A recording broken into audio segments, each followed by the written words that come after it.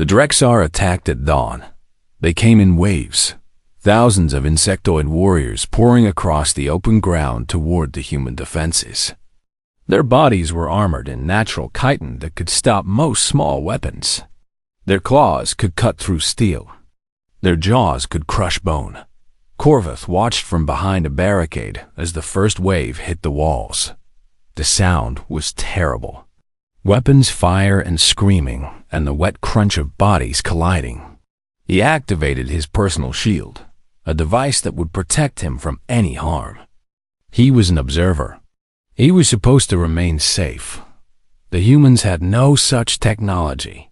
They fought exposed on the walls, their soft bodies vulnerable to every attack. Corvus watched a young soldier take a claw through his shoulder and keep firing. He watched another drag a wounded comrade to safety while bleeding from a dozen cuts. He watched Lisa Vance run through open ground to reach a collapsed defensive position, her medical kit bouncing against her back. Danny Cole was everywhere. He shouted orders, fired his weapon, pulled soldiers back from danger zones. His voice cut through the chaos like a blade. When a section of the wall collapsed under the weight of climbing Drexar, he led his squad into the breach without hesitation. Corvus followed. He did not know why. The fighting in the breach was brutal. Drexar warriors poured through the gap, their mandibles clicking with hunger. The humans met them with everything they had: gunfire, explosives, in some cases, bare hands against chitin armor. Corvus saw things that defied his understanding. A soldier whose weapon had jammed threw himself onto a Drexar that was about to kill his friend. He held the creature down with his own body, while another soldier finished it. He died with a smile on his face. A medic with a shattered leg crawled across the ground to reach a wounded soldier. She treated his injuries before her own. When Drexar warriors closed in, she pulled a sidearm and kept them back until help arrived. A young private, barely older. Then Sam Torres ran forward with explosives strapped to his chest. He detonated them in the middle of a Drexar formation. The blast killed dozens of the enemy. It also killed him. These humans were not fighting to survive. They were fighting for each other. And they were willing to die so that others might live. The battle for the breach lasted 2 hours. By the end, the gap in the wall was sealed with Drexar corpses and human blood. Danny Cole stood among the survivors, his face streaked with dirt and gore. He counted his squad. 7 left. The mechanic was dead. "We hold," he said. His voice was hoarse. "We always hold." But the Drexar were not finished. The second wave came from the east, striking at Haven Falls directly. Corvus received reports through his neural display. The city's civilian population was still evacuating. Thousands of families were trying to reach the transport ships, while soldiers fought to buy them time. Lieutenant Kate Brennan ordered a fighting retreat. She was a tall woman with steady hands and a voice that carried across the battlefield. She had been awake for 30 hours, but she showed no signs of fatigue. "We fall back in sections," she commanded. "First platoon covers. Second platoon moves the civilians. Third platoon holds the port. Nobody gets left behind." Nobody gets left behind. Corvus heard the phrase repeated throughout the battle. Soldiers shouted it to each other as they retreated. They screamed it as they charged back into danger to rescue fallen comrades. They whispered it to the dying, promising that their sacrifice would not be forgotten. Sam Torres froze in the middle of the retreat. Corvus saw it happen. The young soldier was crossing an open plaza when a Drexar warrior dropped from a rooftop in front of him. Sam's weapon came up, but his hands were shaking too badly to aim. His breath came in short gasps. His eyes were wide with terror. Danny Cole appeared beside him. He did not shout. He did not pull Sam to safety. He simply placed a hand on the young soldier's shoulder and spoke in a calm, steady voice. "I've got you, kid. Breathe. You're not alone." Sam's breathing slowed. His hand steadied. He raised his weapon and fired. The Drexar fell. "That's my soldier. Danny said. "Now move." They ran together, covering each other, until they reached the rest of the squad. Sam was crying. He was also still fighting. The evacuation port was chaos. Civilian transports launched every few minutes, their engines screaming as they climbed toward orbit. Soldiers formed defensive lines around the landing pads, holding back the endless waves of Drexar. Corvith found Lisa Vance treating the wounded in a makeshift medical station. She had blood on her hands and exhaustion in her eyes, but she never stopped moving. A child clung to her leg, crying for her mother. Lisa picked up the girl and carried her to the next transport while still giving orders to her team. "Get these people on the ships," she shouted. "Go, go, go." The last transport was loading when Corvith saw something that made him pause his recording. A soldier was holding a defensive position alone. He was badly wounded, bleeding from wounds that should have killed him. His weapon was nearly empty. Drexar warriors were closing in from all sides. He was smiling. Corvith did not understand. This man was dying. He had to know it. Yet he kept fighting, kept holding the line, kept buying seconds for the transport to escape. The ship launched. The soldier watched it climb toward the sky. Then he turned back to the advancing enemy and raised his weapon one last time. "Come on then," he said. The Drexar overwhelmed him. But by then, the transport was safely away. Corvith stood in the silence that followed, staring at the place where the soldier had fallen. Around him, the surviving defenders were regrouping, preparing for the next assault. They were exhausted and wounded and outnumbered. They had lost friends and family. They had every reason to give up.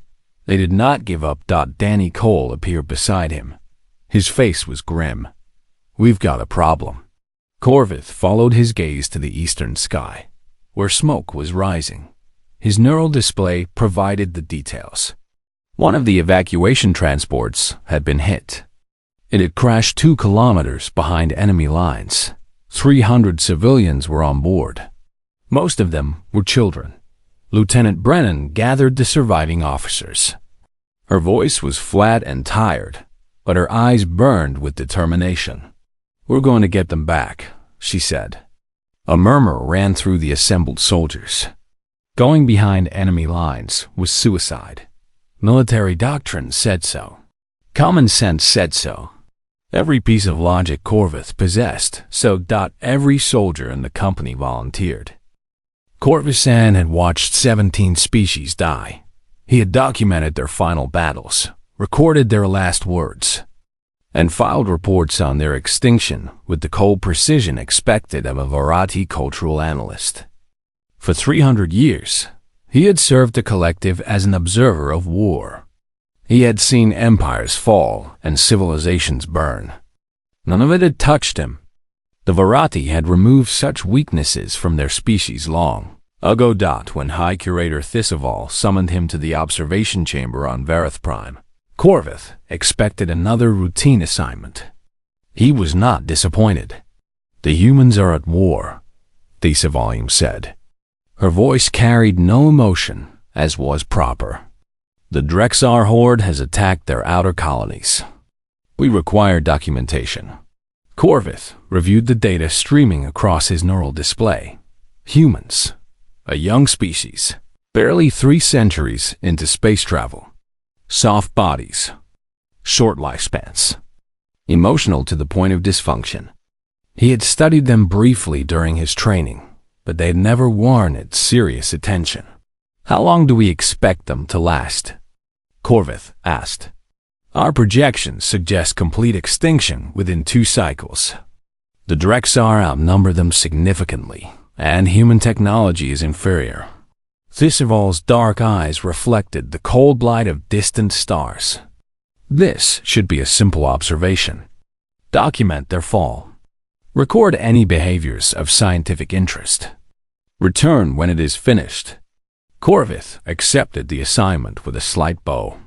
He felt nothing about it. That was the Varati way. The journey to human space took 11 days. Corvith spent the time reviewing everything the collective knew about humanity. Their history was violent and chaotic. They fought among themselves constantly, divided by imaginary lines on their maps and differences in belief systems. They formed attachments to each other that defied logical explanation. They created art and music that served no practical purpose. They laughed at things that were not funny and wept over things they could not change. In short, they were a mess of contradictions. Corvith could not understand how they had survived long enough to reach the stars. The transport dropped him at the edge of human-controlled space, where a small military vessel waited to take him to the front lines. A human officer greeted him at the airlock. She was young by Verati standards, perhaps 30 years old, with tired eyes and a firm handshake. "Welcome aboard," she said. "I'm Commander Hayes. We'll have you at New Haven in 6 hours." Corvith noted her exhaustion. Dark circles under her eyes. Tension in her shoulders. Yet she smiled at him as if none of it mattered. "Your species is facing extinction," Corvith said. "Why do you smile?" Commander Hayes laughed. It was a strange sound, warm and unexpected. "Because if I don't smile, I'll cry. And crying doesn't help anyone." Corvith did not understand. He added this to his notes. New Haven was a colony world on the edge of human territory. It had been beautiful once, according to the records. Green forests and blue oceans. Cities filled with families building new lives. Now it was a battlefield. Smoke rose from burning settlements. The sound of distant explosions echoed across the plains. Ford, operating base Sentinel, sat on a hill overlooking the colony's largest city. Haven Falls. Corvith counted the defensive positions as his transport landed. The walls were thin. The weapons were primitive. The soldiers numbered less than 3,000. His data indicated the Drexar had already landed over 15,000 warriors on the planet, with more arriving every day. This was not a battle. It was a death sentence. Corvith stepped off the transport and stopped. The humans were laughing. A group of soldiers sat near the landing pad, sharing food from metal containers. One of them was telling a story, gesturing wildly with his hands. The others laughed at his words, their faces bright with amusement. Nearby, 2 soldiers were playing a game with cards, slapping them down on an overturned crate. A young woman was singing softly while she cleaned her weapon. They were going to die. All of them knew it. Yet they laughed and played and sang as if tomorrow was just another day. "Observer Corvith-san?" He turned to find a tall human male approaching. The man wore the uniform of a sergeant, his face weathered by sun and war. But his eyes were kind, and he extended his hand in the human gesture of greeting. "I'm Sergeant Danny Cole. I'll be your escort during your stay." He shook Corvith's hand with surprising gentleness. "Fair warning, my squad is a little rough around the edges. But they're good people. I am here only to observe," Corvith said. "I will not interfere with your operations." Danny nodded. "Understood. Just try to keep up and stay close when things get loud." He paused, studying Corvith with curious eyes. "Never met a Verati before. They say your people don't feel anything. That true? We removed emotional response from our species many generations ago. It was inefficient." Danny was quiet for a moment. Then he smiled, though this smile was different from Commander Hayes's. There was sadness in it. "That sounds lonely," he said. Before Corvith could respond, Danny turned and walked toward the base. Corvith followed, his mind processing what he had seen and heard. The humans were illogical. They faced certain death with laughter. They called the absence of emotion lonely, as if feeling pain was somehow preferable to feeling nothing. He did not understand them. He was not sure he wanted to, but as he walked through the base, past soldiers who nodded at him with friendly curiosity, past medics treating the wounded with gentle hands, past a young private writing a letter with tears in his eyes. Corvus felt something he had not experienced in 3 centuries. He felt uncertain that the Varati had observed countless species. They had documented courage and cowardice, victory and defeat. They had seen warriors fight to the last breath, and armies surrender without firing a shot. Corvus thought he knew every way a species could face its end, but he had never seen anything like this. These humans were afraid. He could see it in their eyes, hear it in the slight tremor of their voices. They knew they were probably going to die on this world, far from their homes and families. They had every reason to despair, yet they laughed. They sang. They played games and told stories and held each other close. Corvus found a quiet corner of the base and began his first report. He described the military situation, the defensive positions, the overwhelming odds. He noted the humans' primitive technology and limited resources. He predicted their defeat within days. But at the end of his report, he added something unusual. A question: why are they not afraid? He stared at the words for a long moment. Then he deleted them. Such questions were not appropriate for a Varati observer. That night, Corvus lay awake in his assigned quarters, listening to the distant sound of human voices. Someone was playing music. Someone else was laughing. Outside his window, 2 soldiers stood guard, watching the darkness for enemies that would surely come. Tomorrow, the dying would begin, and Corvus still did not understand why the humans were smiling. Sergeant Danny Cole's squad was everything Corvus had been warned about. There were 8 of them, each one louder and more chaotic than the last. They argued about everything. They insulted each other constantly. They shared their food, their water, and their fears without hesitation. Corvus had never seen such disorder among soldiers, yet somehow they functioned as a single unit. Corporal Lisa Vance was the squad's medic. She was a small woman with dark hair and fierce eyes that seemed to see everything. She had lost her brother in an earlier battle. Danny explained quietly, but she refused to leave the front lines. She said she had more brothers and sisters to protect now. Private First Class Sam Torres was the youngest. He was barely 20 years old, with nervous hands and a quick smile that hid his terror. He had volunteered for combat duty 6 months ago. He had never killed anyone until last week. The others came with their own stories. There was a mechanic who could fix anything, a sharpshooter who rarely spoke, twins who finished each other's sentences, a veteran with gray in his hair who called everyone kid. Corvus observed them all. He took notes on their behavior, their interactions, their strange rituals. He watched them pray to gods they could not prove existed. He watched them write letters to families they might never see again. He watched them check their weapons for the 10th time in an hour, not because they needed to, but because it gave their hands something to do.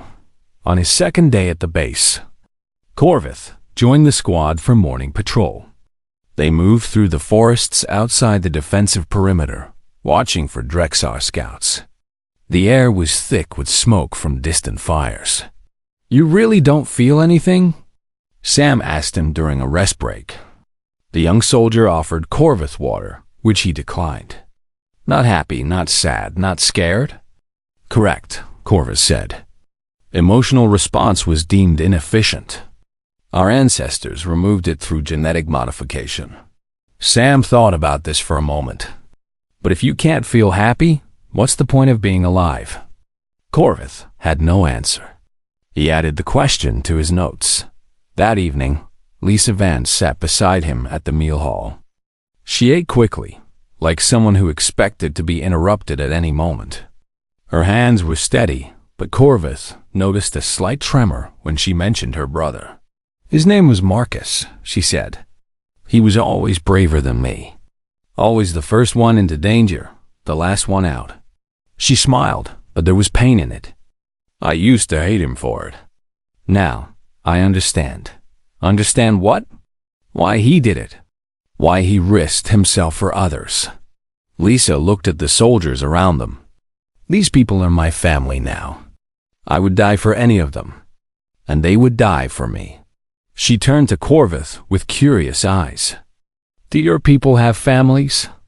We have genetic groupings, Corvus said, but we do not form emotional bonds. Lisa was quiet for a long moment. That sounds terrible, she finally said. I'm sorry. Corvus did not understand why she was apologizing. He had not lost anything. He had never had anything to lose. But that night, he thought about her words. He thought about the way Danny looked at the photograph of his daughter. He thought about the way Sam laughed at jokes that were not funny, just because his friends needed to hear laughter. He thought about the gray-haired veteran who stayed awake all night so others could sleep. These humans were fragile. Their bodies needed constant maintenance. They required food, water, rest. They were vulnerable to heat and cold, to disease and injury. A Drexar warrior could tear a human apart with its claws. By every measure, humans should not survive on a battlefield. Yet here they were. Still fighting. Still laughing. Still caring about each other when caring seemed pointless. The memorial service was held on his third day. 17 soldiers had died in a skirmish the day before. Their bodies were wrapped in simple cloth and placed on raised platforms at the center of the base. Every soldier who could attend did so.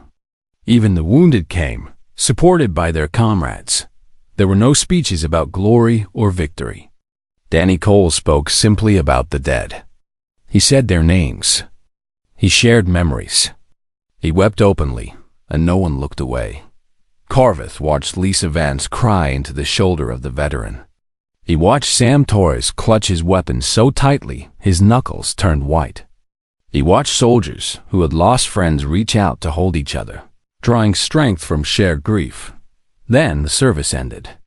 The soldiers wiped their eyes, straightened their uniforms, and returned to their posts. Corvus approached Danny afterward. I do not understand, he said. You display weakness before your troops. You weep in front of those you lead. Is this not damaging to morale? Danny looked at him with something that might have been pity. Crying isn't weakness, he said. Pretending you don't feel anything? That's weakness. My people need to know it's okay to hurt. That's how we keep going. But you cannot keep going, Corvus said. Your defeat is certain. The Drexar will overwhelm you. Danny smiled. It was the same sad smile he had shown when they first met. Maybe, he said, but we're going to make them earn it. That night, Corvus began a new report. He described human social bonds and emotional responses. He analyzed their behavior from every angle, searching for the logic he knew must be hidden somewhere. He found nothing. By every rational measure, these humans should have surrendered days ago. They should have accepted their fate and sought to negotiate survival for at least some of their people. That was what other species did when facing extinction. But humans did not think like other species. They fought not for territory or resources. They fought for each other. For families they would never see again. For strangers they had only just met. They fought because the alternative was to abandon people who were counting on them. Corvus was still reviewing his notes when the alarms began to scream. Red lights flashed across the base. Soldiers grabbed weapons and ran to defensive positions. Corvus heard Danny shouting orders, his voice calm even as chaos erupted around him. Lisa Vance appeared at Corvus' side. Her face was pale but determined. Stay close to me, she said. This is going to get bad. Through the darkness beyond the walls, Corvus could see movement. Thousands of shapes crawling through the night. The Drexar had come. He activated his neural display and checked the enemy count. His blood ran cold. The humans were outnumbered 5-1, and they were still preparing to fight. They moved through the darkness like ghosts, 30 soldiers. That was all Lieutenant Brennan could spare for the rescue mission. The rest had to hold the remaining defensive positions. 30 humans against thousands of Drexar, moving through enemy territory to reach a crashed transport that might already be overrun. Corvus went with them. He told himself it was for observation purposes. He was not sure he believed it anymore. Danny Cole led the squad through the ruins of Haven Falls. The city had been beautiful once. Now it was a graveyard of broken buildings and scattered bodies. Drexar patrols moved through the streets, hunting for survivors. The humans avoided them with practiced skill, using shadows and silence as their shields. Corvus walked beside Sam Torres. The young soldier's fear was obvious.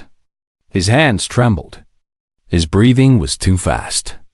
But he kept moving forward, step after step, because stopping meant abandoning 300 people to death.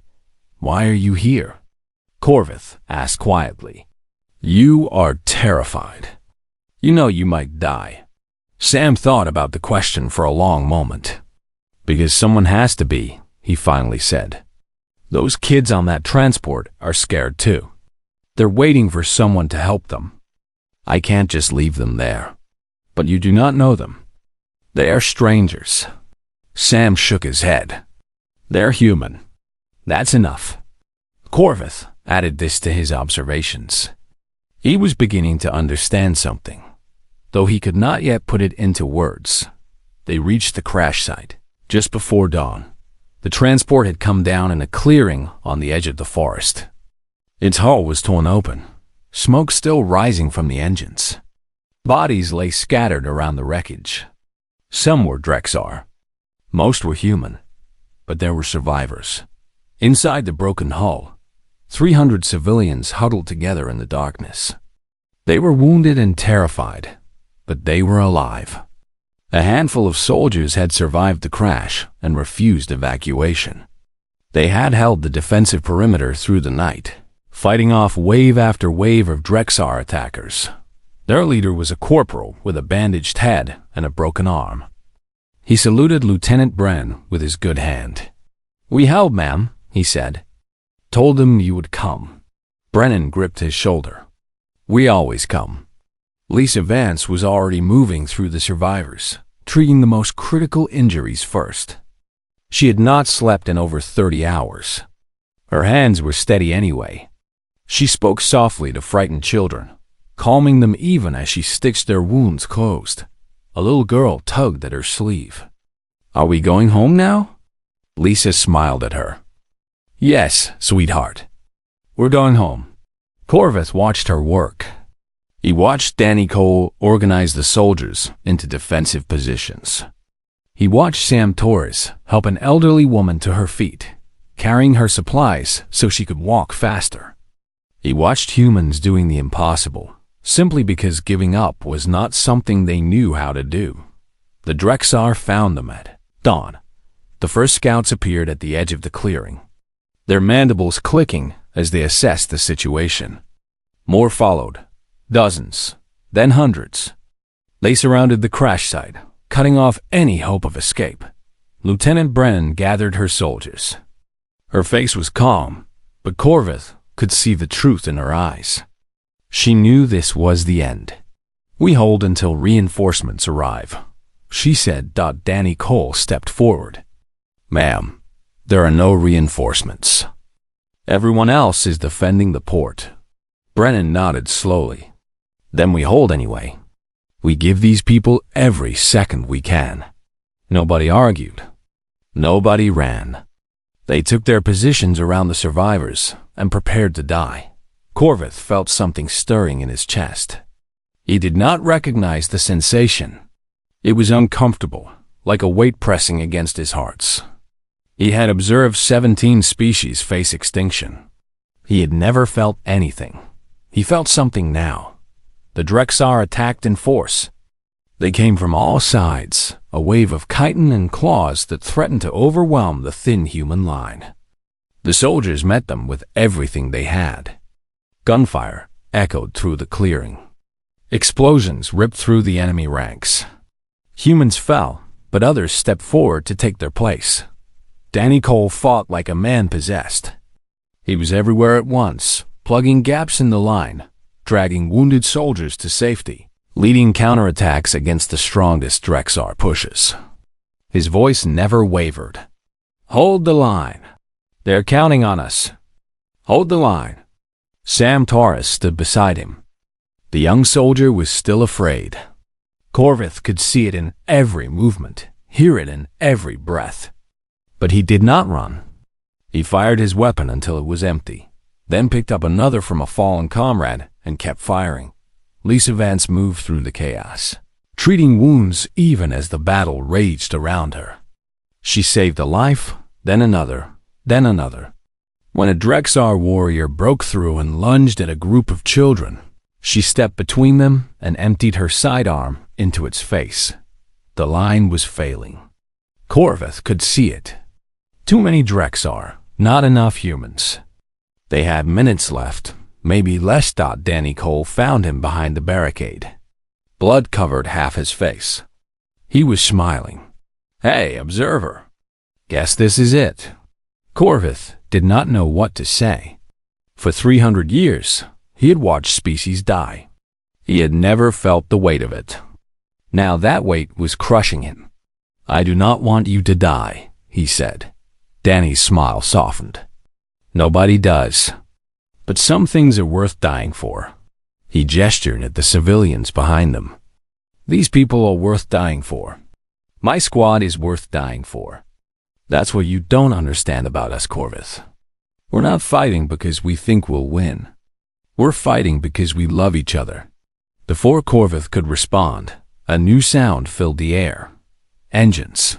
Dozens of them. Coming from the west. Danny's head snapped up. His eyes went wide. That's impossible. Human gunships burst over the tree line, their weapons blazing. They tore into the Drexar formations with devastating fire. Behind them came dropships, disgorging fresh soldiers who hit the ground running. Reinforcements. Somehow, impossibly, reinforcements had arrived. Lieutenant Brennan grabbed a radio from a fallen soldier. "This is Brennan at the crash site. Who sent you?" The response crackled through the speaker. "Nobody sent us, Lieutenant. We heard what happened and came anyway. Soldiers from the 5th, 7th, and 9th Divisions. We couldn't let you face this alone." Danny Cole laughed. It was a wild, joyful sound. They abandoned their positions. They abandoned their posts to come save us. The battle turned in minutes. The combined human force pushed the Drexar back, opening a corridor to the waiting dropships. Soldiers carried the wounded and helped the civilians to safety. Lisa Vance collapsed from exhaustion as the last child was loaded onto a transport. Sam Torres caught her before she hit the ground. He was badly wounded. Blood soaked through his uniform in a dozen places. His face was pale, his breathing shallow. But he held Lisa steady until other soldiers could take her. Then he collapsed. Lisa screamed. She was on her knees beside him in an instant, her hands pressing against his wounds, her voice raw with desperation. No, not another brother. I am not losing another brother." Corvith stood frozen, watching Lisa fight for Sam's life. Around them, soldiers were celebrating victory. The civilians were safe. The Drexar were retreating, but all Corvith could see was a woman refusing to let someone she loved die. He did not understand it. He could not explain it, but for the first time in 300 years, he wanted to. Sam Torres survived. It took 3 surgeries and 2 blood transfusions, but he survived. Lisa Vance stayed by his bedside for 16 hours, refusing to leave even when the doctors ordered her to rest. When Sam finally opened his eyes, the first thing he saw was Lisa's exhausted smile. "Welcome back, little brother," she said. Corvith watched the reunion from the doorway of the medical bay. He had been observing humans for 12 days. He had seen them fight and die and laugh and weep. He had seen them do things that no species should be capable of. he still did not fully understand them. He was not sure he ever would. Danny Cole found him there, staring at Lisa and Sam as they held hands and talked quietly. Danny's wounds had been treated, but he still looked tired. He would probably look tired for a long time. "You're leaving soon," Danny said. It was not a question. "Yes, my observation period is complete. I must return to Vareth Prime and submit my report." Danny nodded slowly. He reached into his pocket and pulled out a small metal disc. It was worn and scratched, clearly old. He pressed it into Corvith's hand. "It's a challenge coin," Danny explained. "Human soldiers carry them. It means you're one of us, part of the family." Corvith looked at the coin. It was worthless by any objective measure. A piece of metal with no practical function. Yet Danny offered it as if it were the most precious thing he owned. "I do not understand," Corvith said. "I did nothing. I only watched. You stayed." Danny's eyes were warm. "When things got bad, you could have left. Your shield could have protected you anywhere on the planet. But you stayed with us. You were afraid with us." He smiled. "That makes you one of us." Corvith did not know how to respond. He held the coin tightly and said nothing. The transport back to Varadi space was quiet. Corvith spent most of the journey reviewing his notes and organizing his observations. He had documented everything: the battles, the casualties, the tactical decisions. He had recorded human behavior in extraordinary detail, but the most important things he had seen could not be captured in a report. He had seen Danny Cole talk a terrified young soldier through a panic attack in the middle of a firefight. He had seen Lisa Vance carry a child through gunfire while treating wounds with her free hand. He had seen soldiers throw themselves onto grenades so their friends might live. He had seen an entire army abandon their posts because they could not bear to let their comrades die alone. These were not behaviors the collective would understand. They were not efficient. They were not logical. They made no sense from a survival standpoint, but they were powerful beyond anything Corvith had ever witnessed. High Curator Thesival summoned him immediately upon his return. She waited in the observation chamber, her face as cold and empty as the void between stars. "Your report," she said. "Present your findings." Corvith had prepared 2 reports. The first was clinical and detached, exactly what the collective expected. It documented human military capabilities, their defensive strategies, their technological limitations. It predicted eventual human defeat, though it noted the species would likely survive long enough to cause significant damage to the Drexar. He submitted the second report instead. Thesival reviewed it in silence. Her expression did not change, but Corvith could sense her confusion, perhaps even her disapproval. "This is not what we expected," she finally said. "You describe human emotional responses as strengths rather than weaknesses. You suggest their capacity for love and sacrifice gives them advantages in combat. This is illogical. With respect, High Curator, I believe I was wrong about many things." Thesival studied him with ancient eyes. "Explain." "The Varadi removed emotion from our species because we believed it was inefficient. We believed that logical, detached analysis was the highest form of intelligence. But I have seen something different."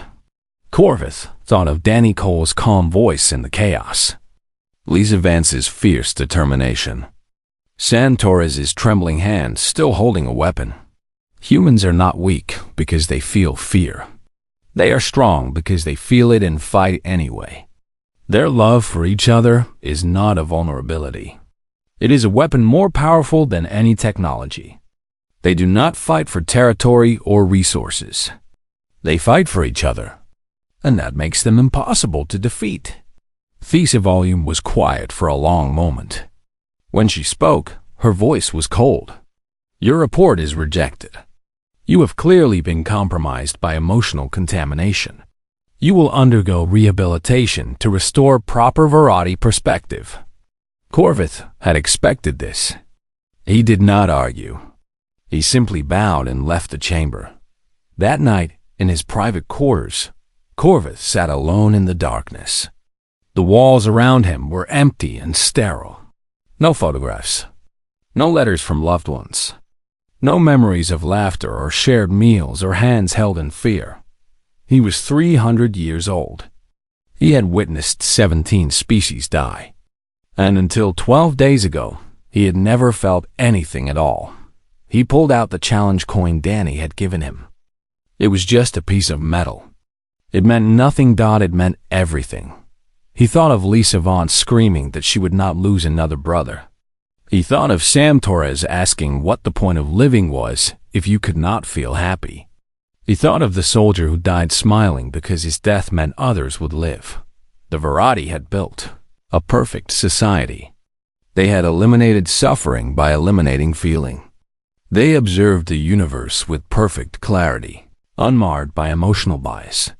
But they'd also eliminated joy, love, the warmth of connection that made life worth living.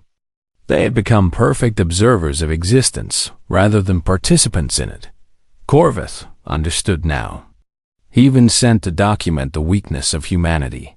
Instead, he had discovered the weakness of his own people. Humans were messy and irrational and afraid. They made decisions based on feelings rather than logic. They sacrificed themselves for strangers and wept for people. They had only just met. And they were stronger for it. Corvith held the coin to his chest. He remembered the laughter around the campfire. The memorial service where soldiers wept openly. Danny Cole's hand on Sam Torres' shoulder, steady and sure. He remembered what it felt like to want someone to survive. To care about strangers. To hope. The Verati had removed these feelings because they were painful. They had forgotten that pain and joy were two sides of the same coin. You could not have one without the other. Corvith closed his eyes. In his memory, he saw Lisa Vance carrying a child through gunfire. He saw Sam Torres finding his courage. He saw the dying soldier who smiled because his sacrifice meant something. He saw what it meant to be truly alive. And for the first time in 300 years, Corvid San wept, not because he was sad, because he finally understood what he had been missing. The humans had taught him something the Verati had forgotten long ago. Strength was not the absence of feeling. Strength was feeling everything and continuing forward anyway. He would never forget them. He did not want to.